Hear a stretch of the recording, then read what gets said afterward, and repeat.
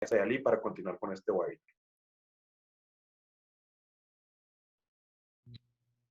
Mil gracias, Diego, y mil gracias de nueva cuenta a todos y a todos que nos acompañan. Les contaba que ahora tenemos una sesión para hablar de datos sobre siniestralidad vial y cómo podemos utilizar estos datos para hacer políticas públicas, ¿no? De una forma sostenible, saber dónde actuar y cómo actuar, cómo recolectar estos datos. Y pues ahora nos acompañan dos compañeras expertas en materia. Una de ellas es Vanessa Chávez Mendoza. Ella es subdirectora de monitoreo e información en la Secretaría de Movilidad de la Ciudad de México. Ella es especialista en informática y también en geomática. Entonces, muchísimas gracias, Vanessa, por acompañarnos. Y también nos acompaña Ali González García. Ella es titular de la Dirección de Gobierno Abierto de la Agencia Digital de Innovación Pública. Y bueno, ella tiene bastantes años trabajando en temas de ciencia y visualización de datos y también ha trabajado en innovación cívica, acompañando a gobiernos y organizaciones civiles. Muchísimas gracias, Ali, también por acompañarnos. Entonces, pues, sin más preámbulo, me gustaría que iniciáramos esta sesión contigo, Vane, si nos ayudas compartiendo tu presentación. Claro. Buenas tardes a todos.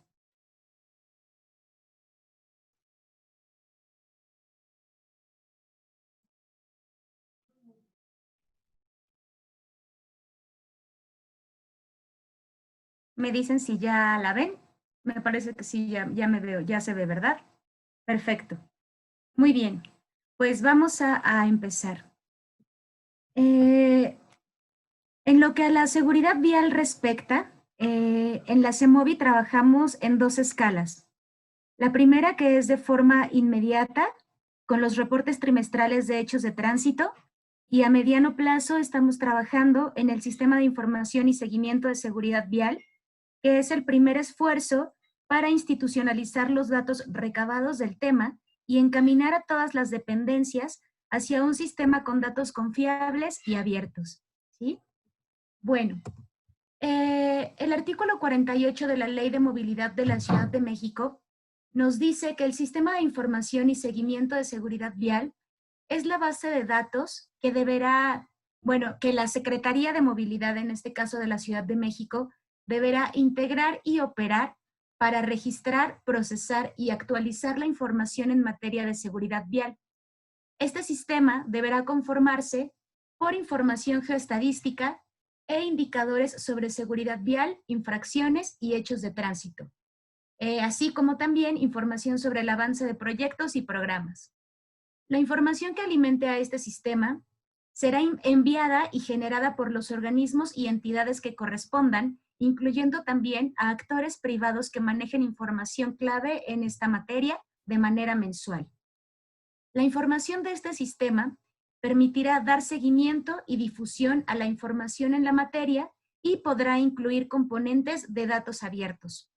Todo esto se regirá por lo establecido en la Ley de Protección de Datos Personales del Distrito Federal.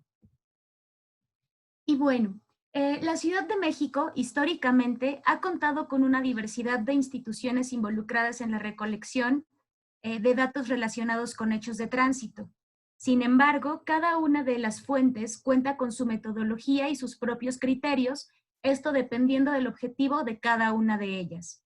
En consecuencia, pues un evento puede reportarse más de una vez por las diferentes fuentes de información y en otros casos puede haber incidentes no registrados.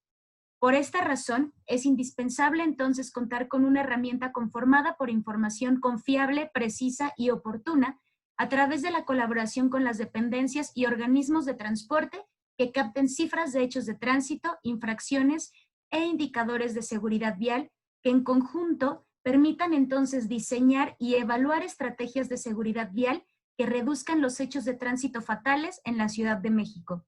En nuestro caso, las dependencias que colaboran con la Secretaría de Movilidad de la Ciudad de México son Secretaría de Seguridad Ciudadana, la Fiscalía General de Justicia, el C5, Metrobús, Transportes Eléctricos, RTP, la aseguradora AXA, Cruz Roja Mexicana, la Consejería Jurídica y de Servicios Legales y lo que es el INCIFO, que es el Instituto de Ciencias Forenses.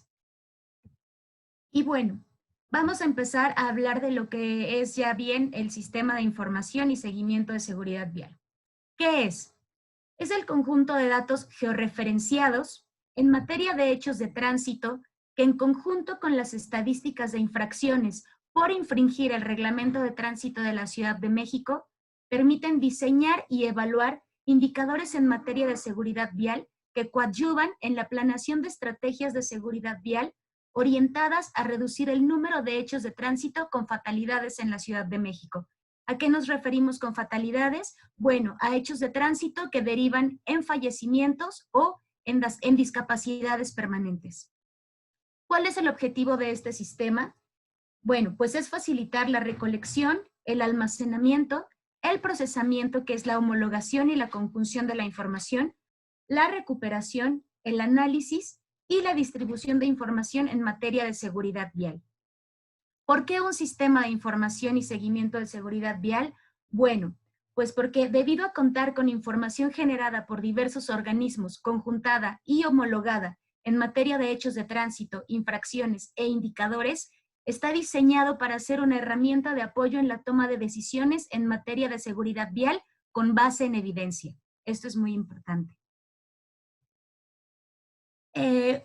Comenzamos nosotros trabajando a partir de la creación de una mesa de trabajo técnica en la que el diagnóstico fue que todas las bases de datos de nuestras fuentes cuentan con fecha, hora y ubicación del hecho de tránsito. Sin embargo, cada fuente de información utiliza una terminología distinta. Esto, pues, debido a la naturaleza de cada dependencia y los fines que cada una persigue.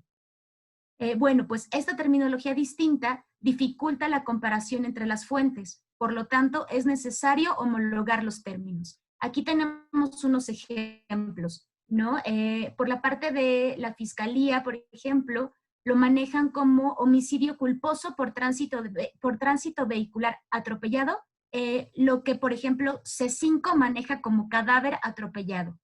Por su parte, Secretaría de Seguridad Ciudadana nos tiene que lo que para uno significa accidente, choque con lesionados, ellos utilizan 3 campos de su base de datos, que es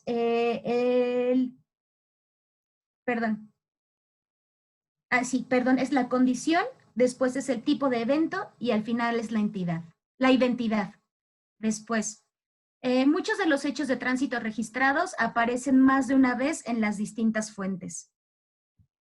Entonces, ¿qué hicimos nosotros? Bueno, pues este es un catálogo para la homologación del tipo de evento, que es siguiendo con el ejemplo de la diapositiva anterior. Entonces tenemos el tipo de evento atropellado, colisión o choque, caída de ciclista, caída de pasajero, derrapado y volcadura. Esto para homologar un poco los términos. Después, nosotros tenemos o propusimos estas variables a considerar por parte de todas las diferentes fuentes, que es el número de folio, que es el identificador del evento, el tipo de evento, que ya lo mencionamos en la diapositiva anterior, la fecha del hecho, la hora del hecho, la vialidad en donde ocurrió el hecho de tránsito. Después tenemos la vialidad más cercana o la intersección, por ejemplo, la colonia, la alcaldía, las coordenadas de la ubicación del hecho de tránsito, el tipo de usuario de la vía, el vehículo del usuario de la vía. En caso de que este hecho de tránsito haya ocurrido con transporte público involucrado, entonces se incluye la ruta y la línea, la parte demográfica del usuario, que es el sexo, la edad, si fue lesionado, qué tipo de lesiones tuvo este usuario de la vía, fallecido, el lugar del deceso, que puede ser el lugar del hecho de tránsito, si lamentablemente falleció durante el traslado hacia una unidad hospitalaria o si la persona falleció ya estando en la unidad hospitalaria. Si hubo asistencia policíaca, el número de patrulla o la placa del oficial, el tipo de atención prehospitalaria. Aquí se incluyen ambulancias ya sea de la Cruz Roja Mexicana, del Escuadrón de Rescate de Urgencias Médicas o bien alguna ambulancia particular, el número de placa de la ambulancia, si requirió traslado a una unidad hospitalaria, a qué unidad hospitalaria se trasladó y si acudió al Ministerio Público. Aquí es importante destacar que una fila corresponde a cada una de las víctimas, ya que en un hecho de tránsito puede existir más de una víctima. Y si hay más de una víctima, entonces se repetirá el identificador y solo cambiarán las variables que describen a la víctima. Por la parte de infracciones, nosotros propusimos 16 variables, que son la placa, el folio. A través del folio nosotros podemos ver en la ciudad, bueno, antes de esto, en la Ciudad de México hay 3 tipos de infracciones, que son una por handheld, que es la que levanta un oficial de tránsito, y las que son levantadas o recabadas a través de los dispositivos de cámaras y radares, que pueden ser bien por conductas o por velocidad.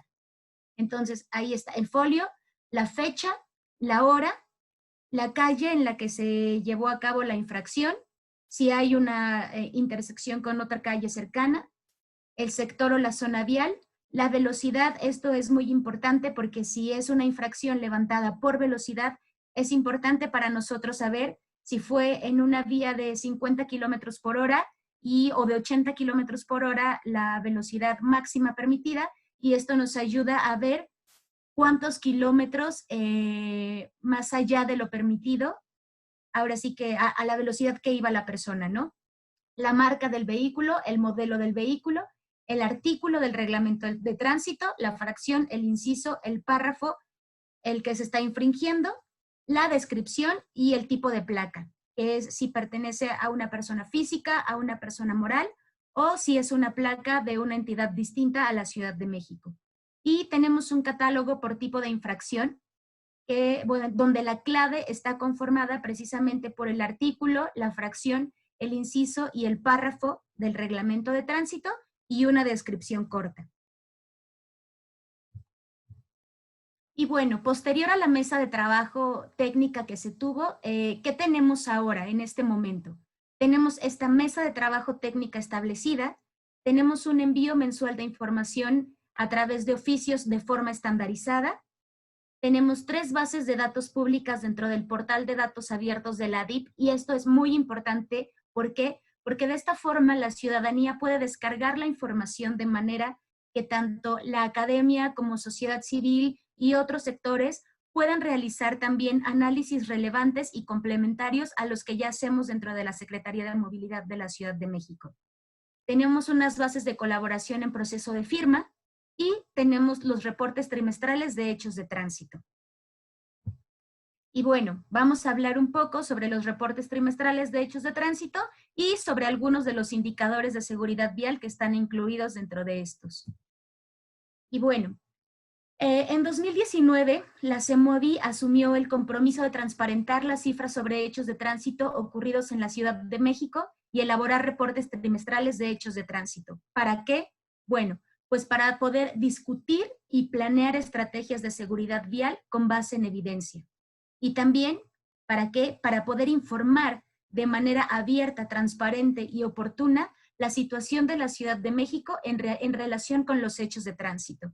¿Cómo hacemos esto? Bueno, pues a través de comparaciones interanuales del trimestre correspondiente. Esto quiere decir que si estamos haciendo el reporte trimestral de hechos de tránsito del primer trimestre del 2020, comparamos las cifras con las del primer trimestre de 2019. Y bueno, ¿cuáles son nuestras fuentes? Secretaría de Seguridad Ciudadana, el C5, la Fiscalía General de Justicia y AXA. La información de Secretaría de Seguridad Ciudadana viene directamente por parte del reporte de un policía, de un oficial de tránsito, y anteriormente del puesto de mando. Ahora el puesto de mando es de C5. De C5 la información, C5 recaba su información, disculpen, a través de llamadas del 911, botones de auxilio y también reportes de radio de oficiales de tránsito. De FGJ se utiliza la información de las carpetas de investigación abiertas y de AXA son los siniestros viales de sus asegurados. Aquí cabe resaltar y es muy importante subrayar que la CEMOVI no genera la información ni es responsable de los datos provistos, únicamente los analiza. Entonces, cada una de las instancias produce su información cumpliendo objetivos distintos y haciendo uso de diferentes metodologías. Esto ya lo habíamos también platicado en diapositivas anteriores. Y bueno, pues los apartados que conforman el reporte trimestral de hechos de tránsito son las cifras de hechos de tránsito, las víctimas derivadas o por estos hechos de tránsito, fotos cívicas y acciones para la seguridad vial. Por parte de, bueno, ahorita voy a explicarles un poco lo que viene en el reporte trimestral de hechos de tránsito del primer trimestre de 2020. Y bueno, aquí lo que podemos ver es que comparando el primer trimestre de 2019 con el primer trimestre de 2020, tenemos una reducción en los hechos de tránsito o en el total de hechos de tránsito desde el 4% al 17.2%. Y en el C5 se tuvo un aumento de reportes, lo que se refleja en este ligero incremento del 2.4%. En cuanto a los tipos de vehículos involucrados, bueno, se analizó en este trimestre que las motocicletas están involucradas en 1 de cada 2 hechos de tránsito. Esto quiere decir que, bueno, el 50.8% de los hechos de tránsito, en estos están involucradas las motocicletas. Es casi el mismo porcentaje que los automóviles. Y bueno, su participación del 2019 con respecto del 2020 pasó de un 45.8% a un 50.8%. Y la motocicleta representa la mayor tasa de ocurrencia de incidentes frente a cualquier otro tipo de vehículo. 21.1 hechos de tránsito por cada 100,000 viajes. En cuanto a los hechos de tránsito con víctimas fatales, pudimos ver que persisten estos eventos durante las madrugadas y los fines de semana del 2020. El horario con mayor registro de hechos de tránsito con víctimas mortales ocurrieron entre las 10 de la noche y las 7 de la mañana, especialmente en fines de semana y en días no hábiles. En lo que respecta a infracciones por fotocívicas, cabe resaltar que las fotocívicas son únicamente infracciones a placas dadas de alta a nombre de una persona física en la Ciudad de México.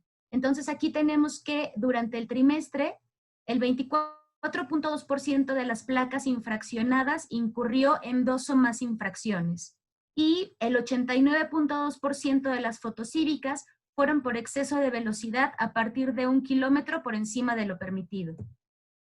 También tenemos que los hechos de tránsito registrados en las inmediaciones de cámaras y radares disminuyeron 12.6% y, en tanto, el número de víctimas por hechos de tránsito redujo 18%. En lo que respecta a las acciones para la seguridad vial, tenemos el programa de escuelas seguras, a través del cual se pudo medir en el trimestre que en las inmediaciones de las escuelas, según cifras de la Secretaría de Seguridad Ciudadana, se observa una reducción de 33% en los atropellamientos y con base en C5, las víctimas igual redujeron, más bien los reportes de víctimas por atropellamientos, según C5, se redujeron 5%. Aquí tenemos otros 2 apartados de acciones para la seguridad vial, otros 2 programas, que es operativos de verificación al transporte público, que en lo que se hace básicamente es revisar que las unidades estén en buenas condiciones y que en el momento de la evaluación o del operativo, ahora sí que los operadores del transporte público no tengan alcohol en sangre. Y el otro programa es la biciescuela para operadores del transporte público. A partir de estas acciones para la seguridad vial, se registró una disminución de 12.2% en los hechos de tránsito con transporte público involucrado y durante el trimestre se capacitó a 249 personas, entre operadores de RTP y Metrobús, elementos del personal de Ecobici, oficiales de la Subsecretaría de Control de Tránsito y radares de la Secretaría de Movilidad. Y bueno, entonces, ¿cuál es la información mínima que necesitamos para analizar la seguridad vial en cuanto a hechos de tránsito? Necesitamos la referencia geográfica, la latitud y la longitud, así como la vialidad en la que ocurrió y, de ser posible, la vialidad de la intersección, la más cercana posible. Necesitamos también la fecha y la hora del incidente, el tipo de evento, si es un atropellamiento, si es volcadura, si es derrapamiento, si es un choque, si es una caída. Necesitamos también el tipo de usuario de la vía, si se trata de un peatón, de un ciclista, un motociclista, un conductor, un pasajero. El sexo del usuario de la vía, la edad del usuario de la vía, el tipo de vehículo, si es un autobús de pasajeros, un automóvil, una bicicleta, etcétera. Aquí también debemos incluir un objeto físico, un objeto fijo, porque también existen choques pues contra árboles, contra diferentes objetos fijos. Un tipo de vehículo 2, porque también pues si es una colisión, en este caso, bueno, un choque, pues debemos saber con qué otro tipo de vehículo o qué otro tipo de vehículo está involucrado en el hecho de tránsito. Necesitamos saber si la persona resultó lesionada o si lamentablemente perdió la vida a causa del hecho de tránsito. Y bueno, en cuanto a las infracciones, ¿cuál es la información mínima que nosotros creemos que necesitamos? Es la referencia geográfica también, así como la vialidad, la fecha y la hora del incidente, la placa del vehículo, el tipo de infracción, la velocidad si se trata de una infracción por exceso de velocidad, el tipo de vehículo y el tipo de placa. Bueno, no sé si ahorita vamos a pasar a preguntas o si pasaremos con la presentación de Ali y después seguiremos hacia las preguntas. Ustedes me indican. Si quieres, podemos dejar la sesión hasta el final con las preguntas. Ok. Entonces, ahora le doy la palabra a Ali. Ok, va, muchas gracias, Vane. Comparto mi pantalla. Ya se ve, me imagino, y disculpen mi cantidad estratosférica de tabs, pero ya no los van a ver. Bueno, pues yo les voy a hablar de un tema un poco distinto a Vane. Justo quisimos tener un tema como más especializado, que es el de ella, y un tema un poco más general, que es el mío. El mío es sobre la apertura de datos. La dirección en la que yo estoy lleva el portal de datos abiertos de la Ciudad de México y lleva los portales de participación digital de la ciudad. Y a lo que a nosotros nos importa es, y vamos a hablar un poco más de eso, que generar un tipo de dinámica entre ciudadanía y gobierno que sea mucho más colaborativa y no solo como rendir cuentas o transparentar cosas, sino realmente hacer algo donde tengamos los inputs de las personas del público y eso cambie nuestro quehacer como funcionarios, y etcétera, ¿no? Entonces, hoy voy a hablarles un poco de algunos conceptos que son muy importantes para esto. Lo primero es que hablemos un poco de datos abiertos. Por lo que entiendo, en esta llamada hay personas como de todo tipo de backgrounds. Entonces quise dar una clase un poquito de conceptos fundamentales, ¿no?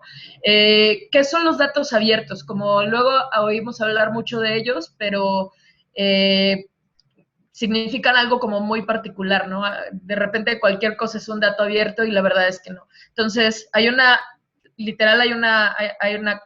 toda una cultura de lo abierto, que los datos abiertos, que el gobierno abierto, que las contrataciones abiertas, que no sé, todo abierto, pero lo abierto es que un contenido es abierto cuando es libre de que yo lo pueda usar, que lo pueda reutilizar, que lo pueda modificar o que lo pueda redistribuir. Es decir, yo hago una copia y se la doy a alguien y no hay ningún problema.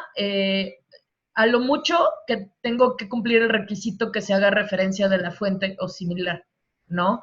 ¿Esto por qué? Porque aunque vemos muchos datos en la red y muchos recursos, muchos documentos, etcétera, no todos son abiertos en el sentido de que no los puedo modificar, remixear, no los puedo usar libremente. Tienen licencias de uso que previenen que yo haga esto. Entonces, un dato abierto es el que cumple con esas características.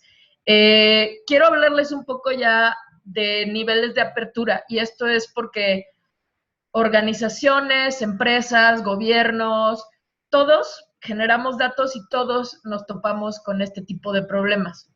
A donde queremos transitar en la Ciudad de México es a un nivel de apertura que vaya más allá de lo que estoy presentando aquí, ¿no? Este es un ejemplo de un dato que se podría decir que es abierto, ¿no? Porque está ahí publicado. Ahorita vamos a hablar de los niveles como ya más puntuales de apertura, pero quiero que vean la primera imagen y que vean la segunda imagen. La primera imagen tiene un párrafo y ese párrafo tiene datos, ¿no? Pero esos datos no están estructurados. O sea, están ahí en un párrafo, los tengo que encontrar, ya si los quiero poner en una tabla, pues ya tendré que copiar y pegar, o ni siquiera copiar y pegar, sino transcribir y pegar, ¿no? Y este es un oficio, está sellado y todo, o sea, sí es importante que digitalicemos los oficios porque traen firmas y traen otro tipo de cosas, pero no son datos estructurados. Luego, en la segunda, ya tenemos también bueno, si se alcanza a percibir, es un escaneo, ¿no?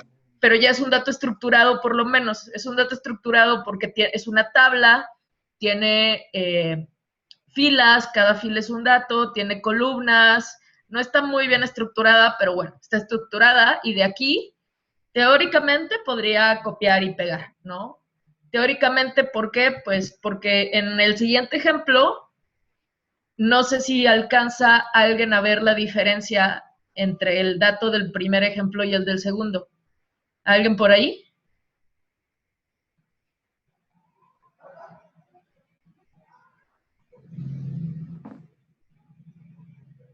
Una manita, algo. O ahí en el chat, que me lo lean. Que uno está escaneado y que el otro sí es un PDF que puedes copiar y pegar. Exacto, no sé quién fue. Está mal, soy Fernanda de la Ciudad de México. Ok, Pero... muchas gracias. Es verdad, a pesar de que los dos son tablas, efectivamente uno está escaneado y para la computadora esos píxeles son, o sea, justamente son píxeles, ¿no? O sea, un píxel es, no sé, aquí donde está mi mouse, este es blanco y este es un píxel negro, ¿no? O sea, la computadora lo que ve en el caso del escaneo son píxeles. Y en el caso de la tabla, lo que ve es efectivamente una tabla, o por lo menos lo que ves son caracteres, ¿no? No es lo mismo ver caracteres que los puedes copiar y pegar a ver píxeles que no los puedes copiar y pegar. De que se pueden extraer los datos de la tabla del lado izquierdo, pues sí se puede, pero la barrera de entrada es más alta.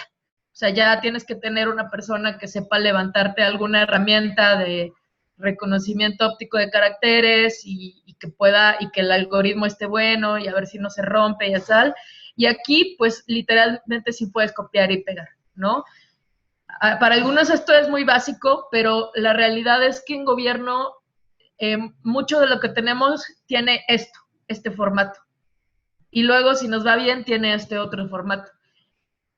Y si nos va muy bien, tiene este otro formato, de conversión de unidades, ¿no?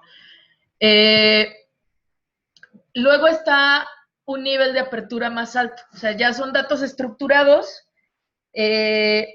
pero tienen otra dificultad más. ¿Alguien me puede decir cuál sería la dificultad adicional que tiene el de la izquierda en comparación al de la derecha? Pues que es más difícil sacar los datos como para hacer un análisis, ¿no? Sí, ¿por qué será más difícil?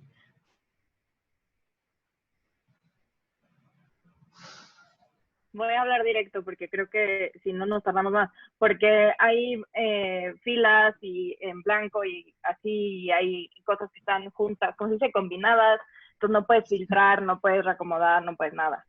Ok, tienes toda la razón, no puedo filtrar, no puedo hacer gráficas con este de la izquierda porque tiene, por ejemplo, columnas combinadas, estas como 7 columnas, no sé cuántas.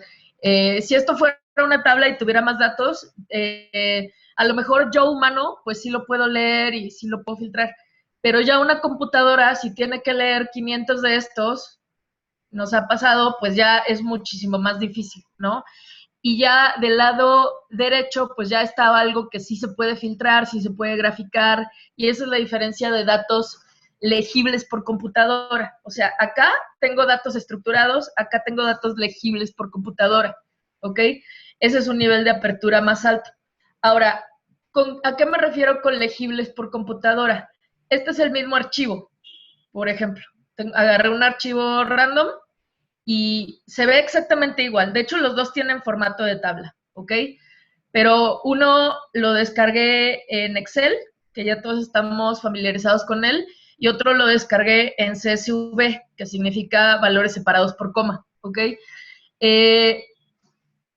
En la interfaz gráfica, o sea, en Microsoft Excel o en LibreOffice o lo que usen, este conjunto de datos se ve exactamente igual. A lo mejor uno tiene colorcitos y otro se ve en blanco y negro y según nosotros se ve feo.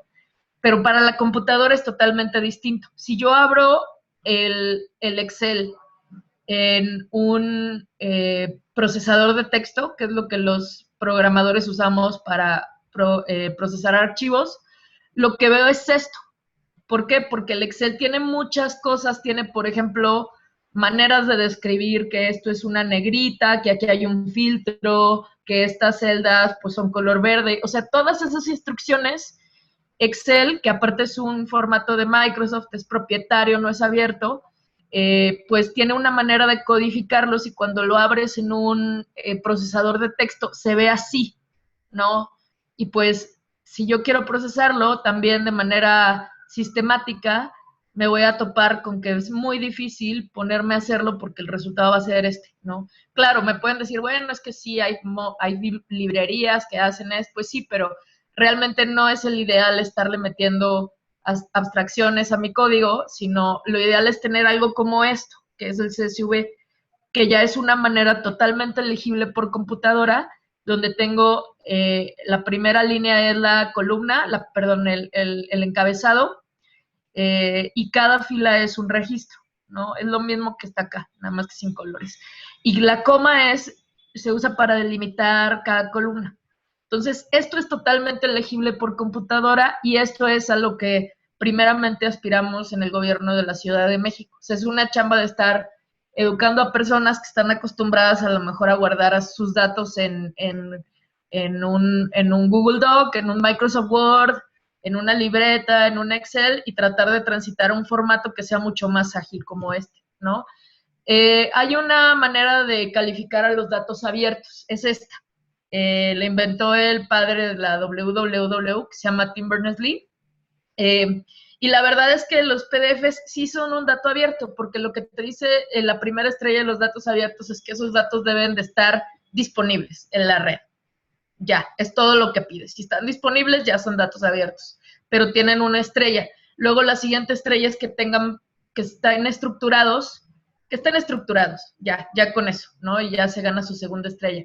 La tercera estrella es que sean datos en formatos no propietarios. CSV es un formato libre, ¿se acuerdan lo que dije en la primera diapositiva sobre que cualquiera lo puede usar, redistribuir? Bueno, tiene que ver con las licencias de uso. Microsoft en algún momento podría escoger ponerle un candado a todos los archivos XLS y ya dejaríamos todos de poderlos compartir. CSV es un formato abierto, todos lo podemos usar y por eso se gana su tercera estrella. Luego ya están las cuartas y quintas estrellas, que son ya un sueño al que todavía aspiramos. No voy a explicarlo hoy, pero si lo quieren checar, esto está en 5stardata.info. Ahora sí, ¿por qué tenemos datos abiertos? Primero partimos de la idea del gobierno abierto. La ciudad tiene una dirección completa de gobierno, maravillosas personas, y el gobierno abierto en sí es, o sea, ¿qué es? Es una estrategia innovadora para cambiar el modo en el que trabaja el gobierno. La idea es utilizar, ahí dice Network Technology, pero la verdad es que simplemente es utilizar la inteligencia del público para ayudar a que, o sea, para que el mismo gobierno pida ayuda para resolver problemas. Esto lo dice la directora del GovLab de Nueva York, pero yo lo pienso de una manera más simple. Como ciudadanos, normalmente nuestra idea de lo que es ser un ciudadano es simplemente, en la democracia representativa, es votar cada 3 o 6 años y pagar nuestros impuestos y ya, ¿no? O sea, como que no se visualiza otro mecanismo de participación. Luego está la democracia participativa, que tiene otros mecanismos, que la consulta ciudadana, que el referéndum, que el plebiscito y no sé qué, ¿no? Pero el gobierno abierto es un proceso más orgánico, es el proceso en el que una persona, en que los gobiernos abren su quehacer de cada día hacia el público para que el público pueda contribuir de manera constante, activa, flexible y no tanto mediado por un proceso tan rígido como lo fuera un plebiscito, un referéndum, que están bien, pero no le brinda la oportunidad a un ciudadano de a pie de decir, bueno, pero realmente, ¿qué hacen ustedes en su día a día y cómo les puedo ayudar? ¿Cómo los puedo corregir? ¿Cómo los puedo retroalimentar? ¿No? Esa es la idea detrás del gobierno abierto. El gobierno abierto, curiosamente, viene de la idea de innovación abierta que, de hecho, inició en el sector privado, inició en el 2008 con el gobierno de Barack Obama. En el 2013, México creó la Estrategia Digital Nacional y en el 2014 tomó la presidencia de la Alianza por el Gobierno Abierto. ¿Qué tiempos aquellos? Porque de un tiempo para acá, más o menos de final de sexenio hacia principios de sexenio hacia el presente, la mayor parte de los portales de datos abiertos que se abrieron en México durante ese periodo se cerraron o dejaron de recibir mantenimiento. Y eso nos pone muy tristes porque realmente sí es un paso atrás. O sea, muchos de los esfuerzos de gobierno abierto y de datos abiertos que se estaban haciendo en el país se cerraron con el cambio de gobierno y pues no sé, ahorita puedo decir que la Ciudad de México es la ciudad que realmente es quien se está tomando en serio el tema de gobierno abierto, poniendo políticas públicas, teniendo un portal fuerte, etc., etc. Y bueno, ahora que vi que hay varias personas de varias ciudades aquí, pues los insto a que en sus ciudades promuevan que se retome una política de gobierno abierto y una política de datos abiertos, para lo cual nosotros estamos más que puestos para colaborar. Quiero platicarles algunas historias. Esta sigue siendo mi historia favorita y tiene que ver con el tema de hoy. Es una historia de 2014. Yo soy de Monterrey y por aquel momento estaba empezando. Y el gobierno de San Pedro, siempre San Pedro en Monterrey nunca se sube a ese barco, pero el gobierno de San Pedro liberó su dataset de accidentes viales. Y en aquel entonces esto resultó muy innovador. O sea, lo abrieron y fue así como, bueno, a ver, público, hagan lo que quieran, ¿no? O sea, díganos qué hacer.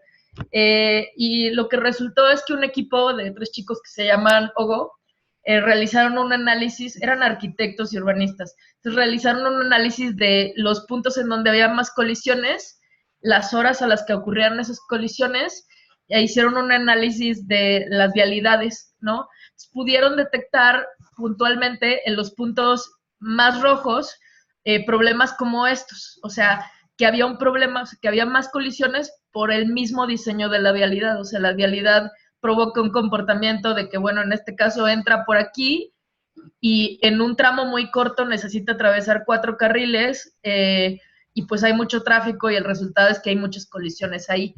O, por ejemplo, encontraron que en ciertas vialidades de poniente a oriente a cierta hora, pues el sol pegaba directamente y eso lo que provocaba era una hora ciega.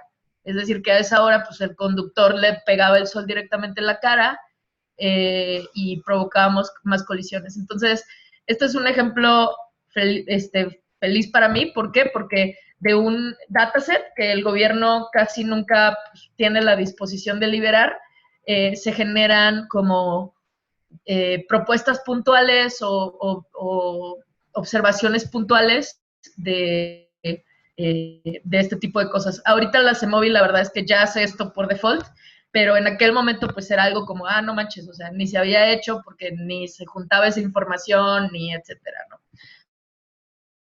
Quiero hablarles un poquito cómo lo hacemos en la Ciudad de México. Nuestro portal de datos empezó el 7 de enero del año pasado y lo que más nos gusta es que recibe actualizaciones todos los días,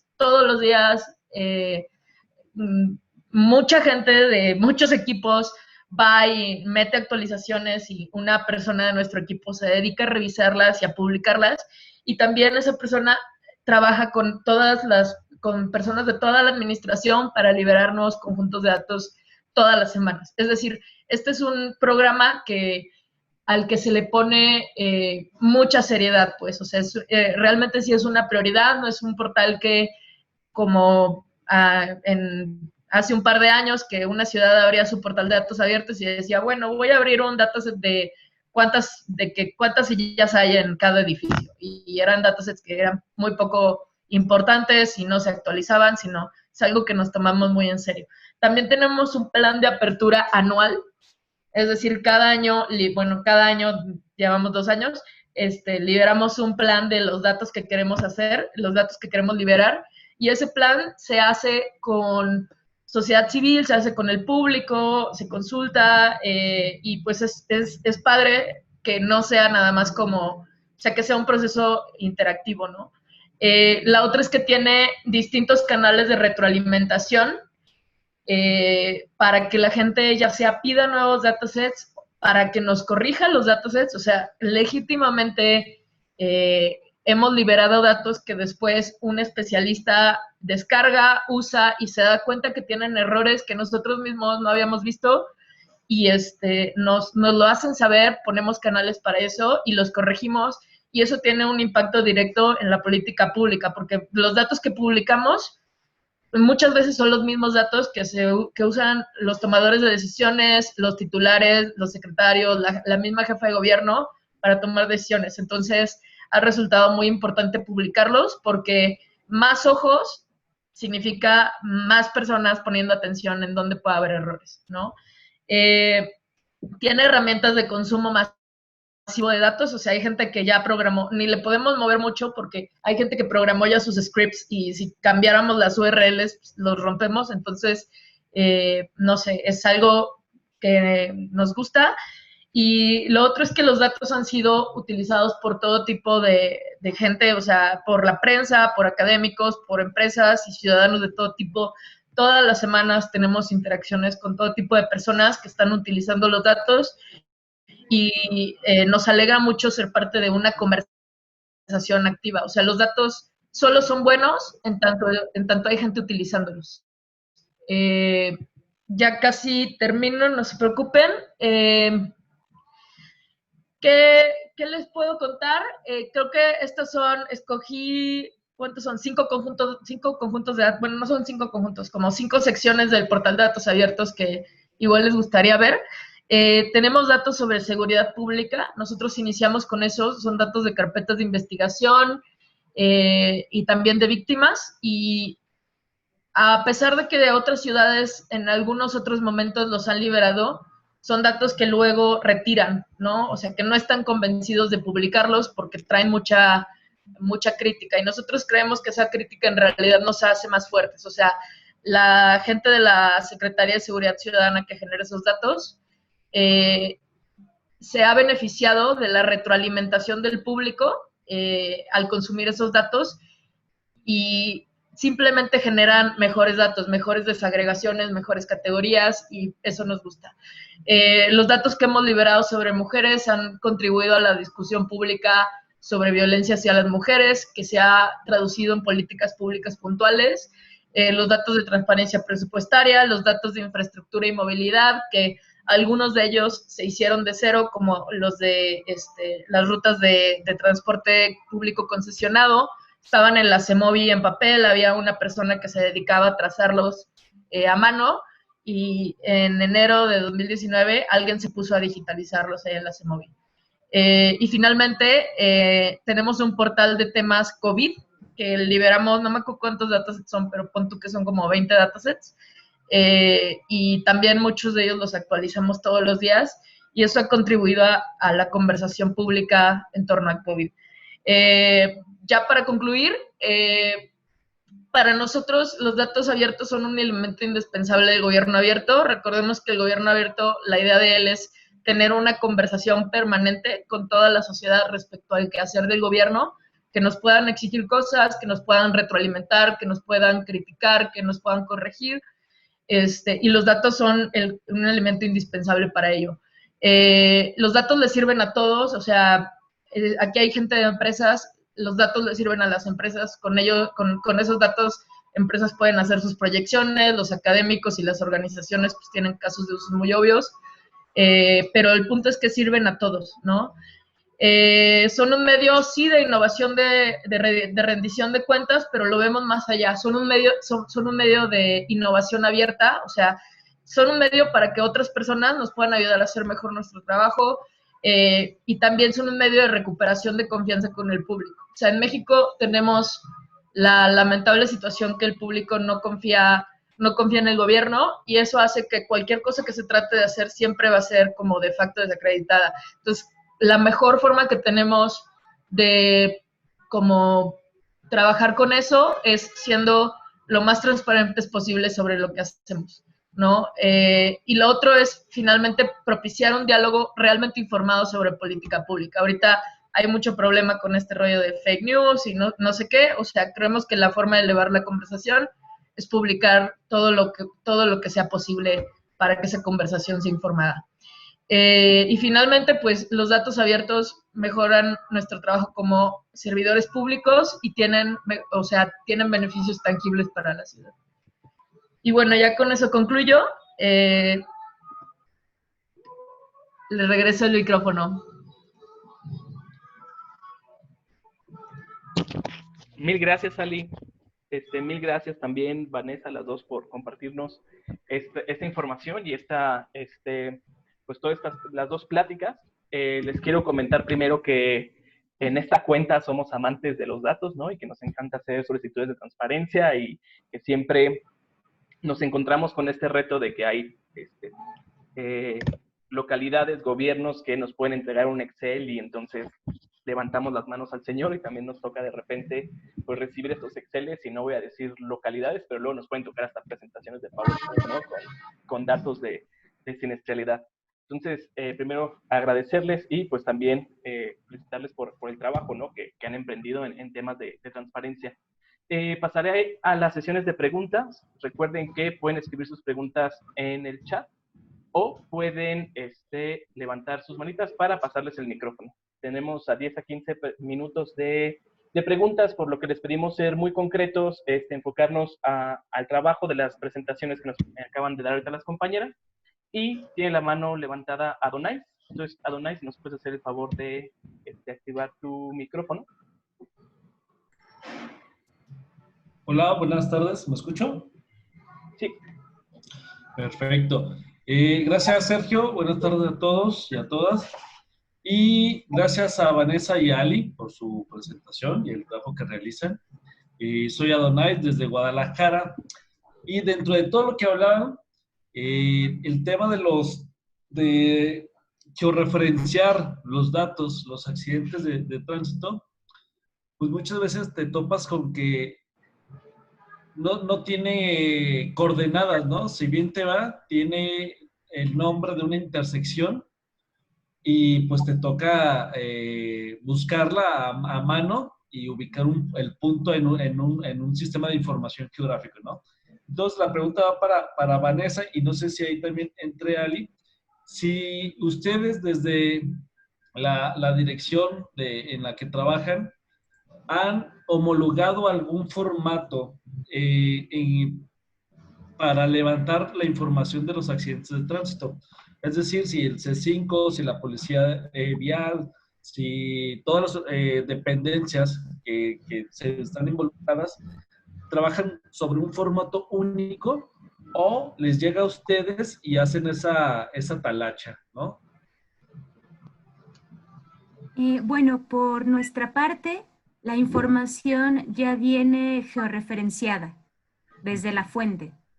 Secretaría de Seguridad Ciudadana nos manda ya sus datos georreferenciados, al igual que la Fiscalía, AXA y C5. Y creo la persona que preguntó, me imagino que no lo preguntas por los datos de la Ciudad de México, sino por los de otra ciudad. Es pregunta. Sí, bueno, yo, por ejemplo, acá en Guadalajara, la base de datos que se tiene de accidentes, pues simplemente tenemos el nombre de un cruce, ¿no? Pero, por ejemplo, te vas a la de AXA y sí tiene coordenadas. Pero la pregunta es si, por ejemplo, la policía de tránsito allá, cuando va donde sucedió un accidente de tránsito, ellos levantan coordenadas o a partir de que ustedes están haciendo ese trabajo, se comenzó a hacer el levantamiento de las coordenadas mismas. Ok, entonces la pregunta más bien es, ¿en qué momento salen esas coordenadas, no? Si salen en un postprocesamiento o si salen de Ajá, origen. O sea, dijo exactamente. que vienen en el sistema, pero quizá estaría bueno saber si el formulario de inicio trae ya esas coordenadas o qué onda. ¿Tú sabes, Vanessa? Sí, nosotros desde que hicimos la propuesta les pedimos que vinieran ya con coordenadas. Entonces ellos cuando nos envían la información, cuando nos envían sus bases de datos, ya vienen con la referencia geográfica. ¿Sí No. estoy respondiendo a tu pregunta? Sí, sí, sí. Sí, aunque sí, claro, totalmente, porque a ustedes les llega ya esta información, pero a lo mejor todavía no sé si ustedes conozcan si en campo se levanta o en gabinete, ¿no? Ya haciendo el vaciado de datos. Sí, la verdad, según yo sí, levantan ya la información. Ah, perfectísimo. Y ahí quizá contribuyendo desde la Dirección de Datos Abiertos, la verdad es que muchos de los sistemas de gobierno no están, o sea, muchos sí, pero muchos no están georreferenciados. Y la verdad es que sí le damos duro a las APIs de Google Maps, de geocoding. No sé, o sea, es parte de, creo que si una ciudad quiere tener buenos datos, sí o sí tiene que tener un buen equipo de análisis de datos, un buen equipo de arquitectura de datos y tiene que presupuestar pagar una licencia de geocoding porque se usan intensivamente. Sí, totalmente. Y ahorita hablando, y por ejemplo, ¿el trabajo que realizan es con software libre o también es privado?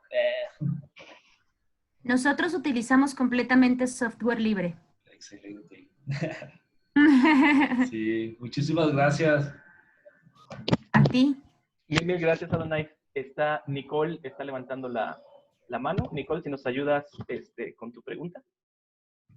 Sí, gracias, Sergio. Hola a todas y a todos. Ya estuve dando mucha data por el chat, pero tengo una duda sobre los datos que presentaron comparando primer trimestre de 2019 con 2020. ¿Cómo controlaron por la disminución de vehículos en las calles dado el anuncio del quédate en casa? O sea, porque creo que no podemos comparar peras con manzanas, entonces nada más quiero saber cómo hicieron ese control, o si no lo hicieron, nada más saber que no lo hicieron. Pues la pandemia no influyó absolutamente nada en el primer trimestre, porque es enero, febrero y marzo. Entonces, la pandemia entró en forma a partir de abril. Entonces, esto ya lo podremos ver en el siguiente reporte trimestral de hechos de tránsito. El quédate en casa empezó el 23 de marzo y se anunció desde el 14. Entonces, sí hay, o sea, hay al menos 15 días de aviso y 7 días de quédate en casa. O sea, digo, si no lo habían considerado no pasa nada, pero creo que sí deberían de controlar para su reporte, porque pues si no, entonces estamos comparando peras con manzanas. Pero gracias. Nada más como aclaración, con base en los datos que llevamos también, ay, perdón, son mis perros contestando, no es cierto, pero con base en los datos de registro de afluencias de transporte público y vehicular, el descenso solo se vio en los últimos 3 días de marzo de volúmenes, y es en abril donde sí ya notamos el descenso grandísimo, ¿no? Entonces sí tenemos esos dos datos. Obviamente el que sí va a ser más difícil evidentemente el más bien no comparable es el que tendrá que trabajar del segundo trimestre. Ya, bueno, pues sería bueno quizás nada más como hacer esa aclaración en los datos, porque siempre pues es importante tener eso, ¿no? O sea, en general, pues saber qué es lo que está, por lo que están controlando o las cosas que pueden haber modificado y no solamente presentarlos así. Pero muchas gracias, estuvo súper buena la presentación. Mil gracias, Nick. Creo que no hay otra pregunta, entonces yo quisiera aprovechar justo preguntándole a Ali. justo pensando en el tema de las localidades, ¿no? De los espacios, no sé, otros municipios fuera de la Ciudad de México, si tuvieras el dato, sé que puede ser difícil, pero más o menos como cuánto cuesta hacer esta plataforma de análisis de datos abiertos, ¿no? Y justo pensando porque al final de cuentas es una gestión de recursos que tiene que hacer cada uno de los municipios y de las secretarías en sus localidades. Ok, es una buena pregunta. La Ciudad de México sí utiliza un software de licencia para su portal de datos abiertos, se llama OpenDoft. Es muy buen software y lo utilizamos concretamente porque proporciona visualizaciones. O sea, es muy fácil como solo meter. La mayor parte de la gente no es experta en datos y no los va a descargar. La mayor parte de la gente lo que quiere es ver una gráfica ya hecha, un mapa, etcétera. Entonces, esa plataforma es buena para eso. Cuesta cara, cuesta $1.5 million de pesos al año, aunque comparado con otro tipo de servicios no es tan caro. Pero trae esos beneficios y nos quitamos de la cabeza como tener los servidores al día, indexados. O sea, en realidad es pesado tener una infraestructura que maneje datos masivos y que la gente la esté consumiendo. La alternativa open source para eso se llama CCAN, CCAN, lo voy a poner acá, igual ahorita les pongo el link, y ese es de código abierto. Cualquier ciudad que quisiera empezar con esto y tenga poco presupuesto, puede descargar esa es la que usa el gobierno federal y que se usa en muchos gobiernos alrededor del mundo, entonces no hay problema. Mil gracias, Aline. No sé si alguien más tenga otra pregunta, comentario. Había una pregunta por ahí de Eugenio, me parece. Entonces, para aprovechar, porque hizo varias preguntas y las fui respondiendo. Y sí, uno de los grandes retos que tenemos hoy en la Ciudad de México es el tema de placas foráneas. Como bien sabemos, hay un gran volumen de evasión, es decir, de personas que emplacan en otros estados para evadir desde pagos de tenencia, infracciones, etcétera. Entonces, lo que estamos trabajando es, el primer candado que pusimos fue en zonas de parquímetros, poder colocar las arañas solamente a placas foráneas, y que en caso de que tengas la araña, tengas que pagar todas las infracciones económicas que le debes a la ciudad en ese momento. Nos tocó algún caso en redes sociales que pagaron 19,000 pesos de infracciones, dado que le pusieron la araña. Entonces, seguro hay muchos casos así. El segundo lugar, que eso se publicó hace poco también, es un trabajo que hizo la Subsecretaría de Transporte de la CEMOVI para hacer corresponsables a las agencias en la emisión de placas. Esto implica que ahora las agencias deben hacer el trámite directamente ante la CEMOVI para que auto vendido en la Ciudad de México sea auto emplacado en la Ciudad de México. Creo que no se ha dado mucho difusión a eso, pero la verdad es que es un gran avance porque ya podemos establecer pues, el control desde acá. Y también vamos a seguir trabajando en el resto de controles que tengamos que tener para que sí, ya sea por un lado notificar y por un lado lo más importante, incentivar que la gente emplaque en la ciudad en la que vive, que es la Ciudad de México. Porque, pues, perdón, otra vez mis perros van a pensar que son súper histéricos, un poquito. Pero sí queremos trabajar en esa parte para evitar la evasión en todos los sentidos, desde infracciones hasta tenencias, etc. Espero que eso responda. Cualquier duda dejo mi mail. Adelante. Mil gracias, Fernanda. Eugenio, no sé si tienes la mano levantada. Sí, gracias por la oportunidad. Es que me surge la duda porque me gusta mucho cómo funciona su sistema de infracciones y cómo tienen un control más estricto de sus multas, pero si alguien cruza de Guadalajara, de Cuernavaca a Querétaro y tiene placa foránea, y al cruzar Ciudad de México excedió los límites de velocidad, entonces no hay manera de multarlo hasta que no lo agarre alguna multa posterior. Así es el gran reto de la zona metropolitana, o sea, que es justo la coordinación, que era lo mismo que platicábamos al inicio, ¿no? El por qué no tenemos desglose de placas foráneas en las bases de datos, es porque necesitaríamos que las mismas entidades tengan sus registros vehiculares. Y es el reto del país en general, ¿no? Porque igual alguien que infraccionan en Chihuahua y cruza hacia Tijuana, pues no va a poder aplicarle la infracción. Entonces ahí sí hay un reto sobre todo de competencias, pero digamos, lo que podemos hacer, que es el alcance que sí tienes de gobierno de la ciudad, es cómo podemos poner la mayor cantidad de candados posibles para evitar la evasión hasta el punto en el que como gobierno tenemos competencia y jurisdicción. Muchísimas gracias, Fernanda. Muchísimas gracias, Eugenio, por la pregunta. Bueno, si no hay como ningún otro pregunta al respecto sobre los datos, sobre la información que se necesita para recolectar, terminaría agradeciéndole a Vanessa, a Ali por su tiempo, por regalarnos unos minutos de su tiempo y explicarnos qué es lo que tenemos que recolectar en nuestras localidades para poder hablar, ¿no?, de que podemos hacer política pública a partir de datos de seguridad vial.